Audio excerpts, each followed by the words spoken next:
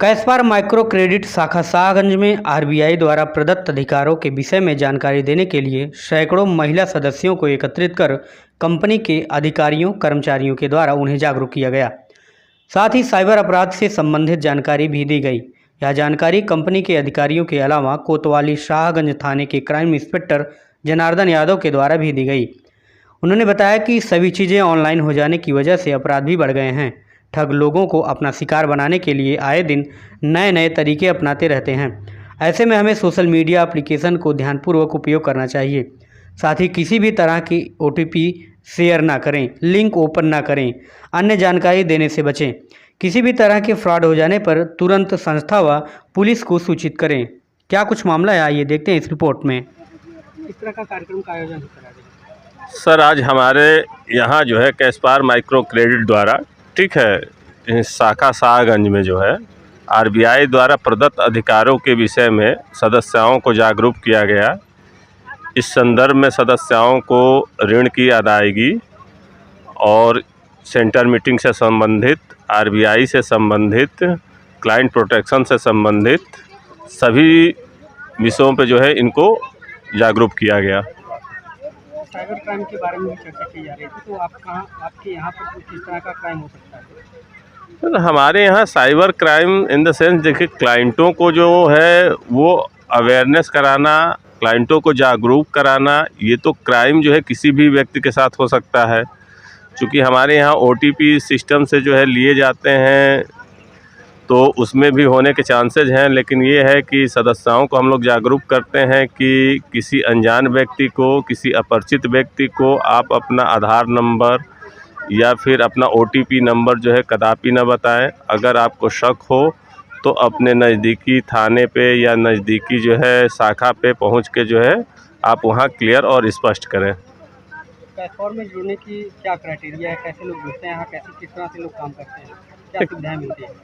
देखिए, कैशपार में हम लोग जो है अति गरीब सदस्यों को जोड़ते हैं जो समाज के अंतिम पायदान पे जीवन यापन करते हैं। ऐसे लोगों को हम लोग प्रायोरिटी बेसिस पे, प्राथमिकता के आधार पे जो है चुनाव करके कार्यक्रम में लाते हैं और उनके सर्वांगीण विकास करने हेतु NGS के माध्यम से जो है उनके परिवार का पूरा सर्वांगीण विकास करते हैं, जिसमें हम उनके परिवार के बच्चों को पढ़ाने के से लेकर, शिक्षा से लेकर, स्वास्थ्य से लेकर उनके जो है अगले विकास तक का जो है कार्य कराते हैं। क्या प्रक्रिया है आपकी? जुड़ने की प्रक्रिया ये है कि हम लोगों का जो है CHI और PPI के मानक के अनुसार जो है हम क्लाइंटों का जो है आकलन करते हैं कि वो क्लाइंट जो है हमारी गरीबी रेखा के किस स्तर पे है, जैसे वो जो है कितनी गरीब है, तो उस मानक के अनुसार जो हमारी क्राइटेरिया है अगर फुलफिल करती हैं वो, तो हमारे कार्यक्रम में शामिल होती हैं। किस तरह से लोन प्रोवाइड करते हैं? हम लोग डिजिटल लोन प्रोवाइड करते हैं। जैसे क्लाइंट को अगर हमने अप्रूव्ड कर दिया और वो अगर कहीं से ऋण नहीं ली हैं तो हमारे यहाँ ऋण आवेदन करती हैं, फिर उनका हम लोग जो है NEFTs वगैरह करते हैं, फिर उनको जो है उनके खाते में जो है फंड को ट्रांसफ़र करते हैं। अपने ग्राहकों को आप क्या कहना चाहेंगे? ग्राहकों को यही कहना चाहेंगे कि वो कम से कम कर्ज लें और अपनी ज़रूरत के हिसाब से कर्ज लें और RBI के नियमों का पालन करें। साथ ही जो है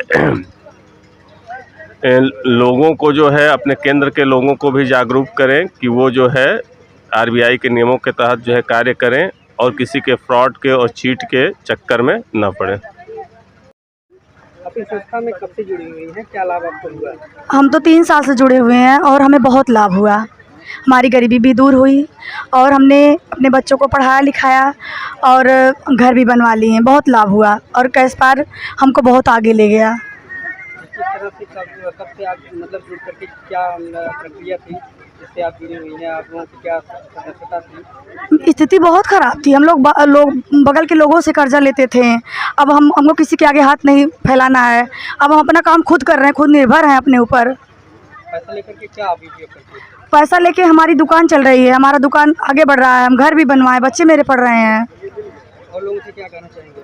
सबसे निवेदन है कि सब लोग कैशपार में जुड़ें और जितना कैपेसिटी जिसकी हो उसी अनुसार अपना लें और ईमानदारी पूर्वक हो जमा करें। क्या नाम है आपका? मेनका यादव। कहाँ के रहने वाले हैं? सर, रहने तो वाले तो हम यहीं भादी की हैं, शाहगंज भादी के। माता जी, देखा जाता है कि मुस्लिम जो लोग हैं वो महिलाओं को बाहर नहीं निकलने देते हैं। बाहर निकलने पर उनको पाबंदी रहती, रोक रहती। ऐसे में आपने यहाँ पर आकर के समय दिया है और आप काफ़ी दिनों से जुड़ी हुई हैं। हाँ। क्या आपको किसी ने मना नहीं किया?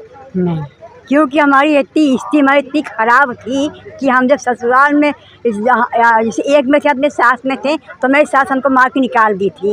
और उसी समय से जो है कि हमारे आदमी हमको अलग रहने लगे। जो जब शुरू से ये कैशपार मीटिंग चली है, उसी दिन से हम कैशपार मीटिंग चला रहे हैं। तो वो कैशपार के पैसे से हमारे आदमी ठेला चला रहे थे। ठेला चला के जो है कि हम 2 बच्चे की शादी की हैं, एक किसी बच्ची की भी कैशपारी से मदद लेके शादी की हैं। और अभी 2 बच्ची पढ़ रही हैं, एक बच्ची 10 में पढ़ रही है, एक बच्ची 8 में पढ़ रही है और एक लड़का बम्बई में है।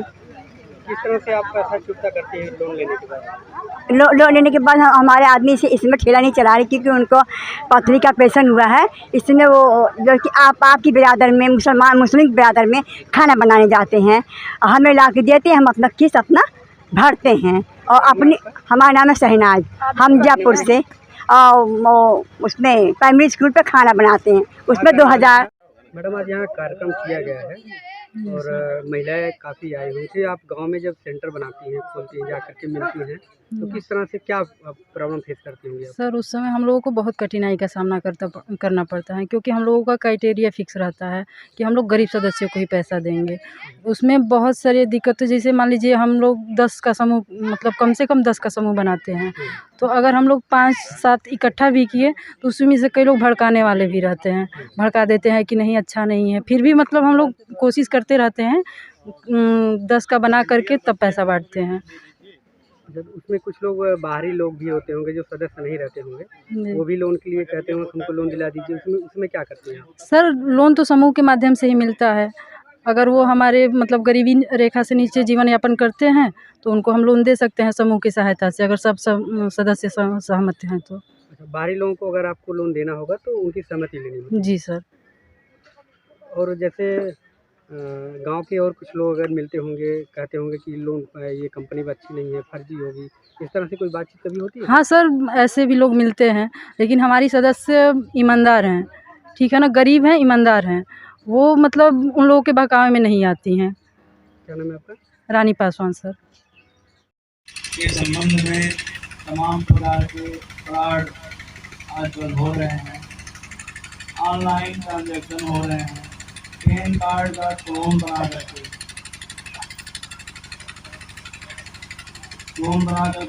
पैसे निकाले जा रहे हैं। कोई दुकान है, कोई ये हैं सीमेंट का या किसी चीज़ का कारोबार किए हैं, तो उनसे पैसा भेजने के नाम पर पैसे उनके खाते से काट दिया जाता है। तो फेसबुक है, इंस्टाग्राम है, तमाम महिलाएं बच्चियाँ यूज करती हैं, उसमें भी फ्रॉड ब्लैकमेलिंग इस तरीके से होता है। और साइबर क्राइम सुने होंगे, फेसबुक पर कोई आईडी है, व्हाट्सएप पर आईडी है, महिलाओं की, बच्चियों की आईडी फ़ोटो ले लेते हैं और उस पर भद्दा कमेंट करके फर्जी आईडी से और वो डाल देते हैं।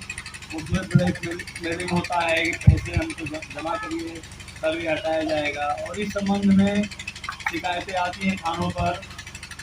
ये सभी जानते हैं कि कंपनियां जो भी हैं, इंस्टाग्राम हो, फेसबुक हो, व्हाट्सएप हो, ये हमारे इंडिया की कंपनी नहीं है, लेकिन यूज होता है। तमाम ऐप फर्जी SBI के नाम पर, बैंक के नाम पर ये संस्था चल रही है। जो प्रोग्राम आज हो रहा है, हो सकता है कि इसके नाम पर ही ब्लैक कोई दूसरा यानी ऐप बना लिया हो और आप समझेंगे कि ये संस्था का ही कर्मी कोई बोल रहा हो, तो और इसके नाम पर आपसे फ्रॉड हो जाएगा। वो कहेगा कि आपको सदस्यता के नाम पर पैसे भेजना है, अपना एक कोड वर्ड बताइए, अपना जो भी पिन कोड बताइए, और उसके नाम पर फ्रॉड हो जाता है। और उसको ढूंढने में पुलिस के पास इतनी यानी क्षमता नहीं है, इतनी टेक्नोलॉजी नहीं है, हमारे पास सुविधाएँ नहीं है, और वो हम लोग क्या करके भी पता नहीं लगा। इंस्टाग्राम है, व्हाट्सएप है, फेसबुक है, ये जो जानकार लोग हैं पता कर सकते हैं ये कंपनी हमारी नहीं है, इंडिया की नहीं है कंपनी, विदेश की कंपनी। उनसे टाई अप है कि हम मोबाइल नंबर भी नहीं बताएंगे, किसी का आईडी भी नहीं बताएंगे, तभी उनको लाइसेंस मिला है। उसके लिए पैसा पेमेंट करते हैं, कोई आईडी नहीं बताएंगे और कोई आईडी नहीं बताते हैं और वो ऐसा ब्लैकमेलिंग करके पैसा निकालते। तो इनसे बचें, बिना किसी का आईडी प्रूफ लिए, बिना जान पहचान के कोई भी ट्रांजेक्शन या पिन कोड पूछ रहा है, कोई संपर्क बनाना चाह रहा है, उनसे संपर्क न हो। कम से कम टेक्नोलॉजी का प्रयोग करें, बिना हालांकि बिना टेक्नोलॉजी का प्रयोग किए तो हम रह ही नहीं सकते। टेक्नोलॉजी का युग है, लेकिन सीमित प्रयोग करना भी आवश्यक है। उसमें अपनी सुरक्षा अपने हाथ में। एटीएम का प्रयोग करिए, एटीएम का प्रयोग करें, ऑनलाइन ट्रांजेक्शन कर रहे हैं, इंटरनेट का प्रयोग करें, हर चीज़ करें, लेकिन ये सोच कर ये करें कि इसका यानी ब्लैक मेलिंग भी हो सकता है, इसका साइड इफेक्ट भी आ सकता है। ये सोच के करें, सतर्क रहें, जागरूक रहें और इसी में भलाई है। और बाद में पैसे चले जाने के बाद बहुत मुश्किल से पैसे आते हैं और आदमी कमाते भी हैं पैसे मेहनत से, उसको सजो के रखना भी आप एक। तो इतना हमें बताना था कि काफ़ी सतर्क रहें, अपने दूसरे यानी अजनबी व्यक्ति से फेसबुक पर तमाम आईडी रिक्वेस्ट आते हैं, फ्रेंड रिक्वेस्ट एक्सेप्ट न करें, ज़्यादातर तालमेल न करें किसी से, अनजान लोगों से। वो ब्लैकमेलिंग करेगा आपका फ़ोटो लेकर के और इनवैलिड अननेसेसरी कमेंट करते हैं और उससे ब्लैकमेलिंग के शिकार हो जाते हैं। इससे कम संपर्क करें और जागरूक रहें, सतर्क दृष्टि रखें, सफल रहें।